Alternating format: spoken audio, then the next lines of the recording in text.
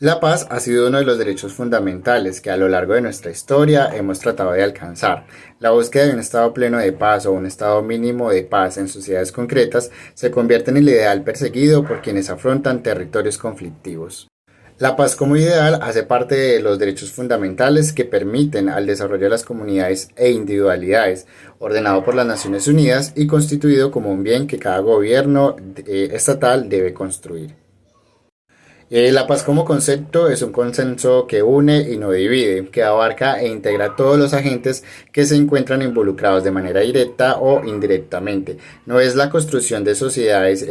marcadas por el odio en búsqueda de beneficios propios, ni tampoco hace parte de los discursos verborráicos por parte de politiqueros de turno como estrategia de campaña. En tal sentido, la construcción de la paz no se demarca únicamente por el planteamiento, sino a su vez por los procesos que demarcan el ejercicio de hacer la paz, de tal modo que la paz es un producto organizado de sociedades complejas y difíciles de ejecutar, porque el consenso debe ser universal y contingente, no excluyente. La paz, como derecho humano primario, al igual que otros grandes derechos, se violan y maltratan constantemente, principalmente a causa de la intolerancia hacia la variedad de ideas, concepciones y cosmovisiones que se encuentran en nuestro planeta. Debido ya por la complejidad cultural de cada sociedad que se origina sobre todo en el momento de imponer los valores culturales de determinado contexto por encima de otro. Dicha imposición genera el ambiente, en el ambiente generan conflictos que se inician. Aunque no solo el aspecto cultural puede ser un factor que genere guerra, por el contrario también existen otros de mayor convergencia, como lo son las brechas entre los territorios, la desconexión cultural, educacional, la falta de infraestructura que permita a los territorios realizar acuerdos, también la diferencia en condiciones entre lo que es lo urbano y lo rural, y también los conflictos que se originan primordialmente por la falta de un Estado concreto, la falta de instituciones y recursos de inversión. El abandono del Estado dificulta aún más el acercamiento a la paz. Los territorios periféricos quedan desprotegidos del Estado, tanto en fuerza policial como institucional, donde la legislación no alcanza a llegar. En los territorios centrales, sobre todo en las capitales, es donde se concentra la mayor presencia del Estado, aunque tampoco es muy suficiente. En tal punto, la cuestión de la paz no se debe plantear como ausencia de los conflictos, sino como el consenso, inversión y presencia estatal que permita disminuir las condiciones que generan el conflicto y la violencia. Ante tales situaciones, los territorios cuentan con mecanismos filosóficos, políticos o ideológicos que permiten poner en marcha el plan de la paz. Las naciones están constituidas por diferentes aparatos políticos e ideológicos. Los anteriores puntos sobre la paz revelan múltiples convergencias que son recurrentes en diferentes países o naciones. Sin embargo, en el caso de la política, para centrarse específicamente en Colombia, se debe tener en cuenta el aparato democrático, en el cual se apoya la constitución del país. Utópicamente, el Estado debe promover los mecanismos necesarios para generar lo mínimo requerido para obtener un estado de bienestar en la población, cosas que quedan estipuladas en nuestra Carta Magna. La Constitución Política de Colombia estipula toda clase de ley para garantizar los prerequisitos mínimos para consolidar el derecho básico a la vida digna, estipulaciones que no se logran debido a diversos factores que intervienen, como demasiadas leyes que se contradicen unas con otras, procesos lentos para la ejecución de proyectos de inversión e infraestructuras, la corrupción en altas esferas del Estado y la corrupción en general en todo lo que compete el Estado y la población civil. En gran parte de los recursos solo se concentran en unos cuantos, en los que los ideales correctos de la clase política pueden obtener beneficios propios, y esto permea en sí todo el aparato ideológico del Estado colombiano, tanto gobierno como población, únicamente en búsqueda del beneficio personal o de un colectivo reducido, ocasionando que grandes grupos de personas se queden por fuera de los beneficios. De este modo, quienes están excluidos deben enfrentar las diferencias entre unos y otros con estrategias que por lo general conllevan a la violencia, el ataque y la defensa de unos con otros.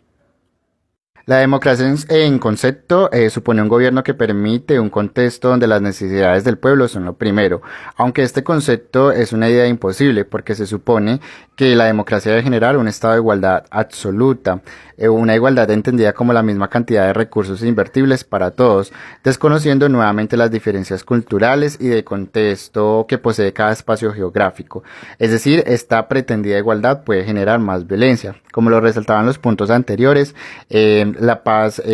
no desconoce, la paz debe involucrar, la paz se involucra, la paz no divide sino que une, y la paz no ausenta el conflicto, ya que la paz busca es reconciliar y permitir el consenso donde todos participemos. Reflexionando sobre el encuentro de paz, derechos humanos y democracia, se podría plantear que la necesidad de la una con la otra no es relacional o necesaria para subsistir, al menos no con el concepto de democracia. Lo que se refiere es que cual sea el sistema de gobierno, la paz debe ser un derecho que se debe construir, pero se construye escuchando, observando las necesidades del contexto en particular, unificando con las necesidades del contexto en general, que se basa en valores como la reconciliación, la tolerancia, el respeto sustancialmente, que se involucra casi en todos los proyectos morales y las percepciones éticas de la convivencia humana.